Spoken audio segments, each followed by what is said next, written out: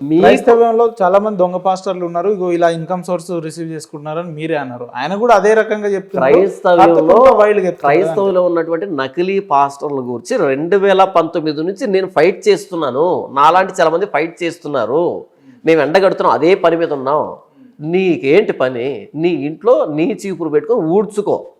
మా ఇంట్లో మా చీపురుతో మేము ఊడ్చుకుంటాం. మా ఇంటికి నువ్వు చీపురు తీసుకొచ్చావు అనుకో, రోకలు తీసుకొని అర్ధం మీద పగలు కొట్టాల్సి వస్తుంది. అది విషయం. నా ఇంటిని నేను శుభ్రం చేసుకుంటా, మీ ఇంటిని నువ్వు శుభ్రం చేసుకో.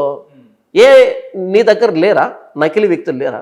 వాళ్ళ గురించి మాట్లాడబ్బా, అది నీకు మర్యాద కనిపిస్తుంది.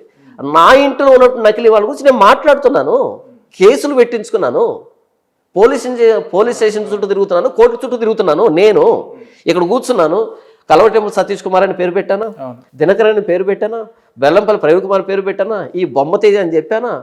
నేనే కదా చెప్పాను. ఇక నువ్వెందుకు మాట్లాడతావు నా ధర్మం గురించి, నా విశ్వాసం గురించి?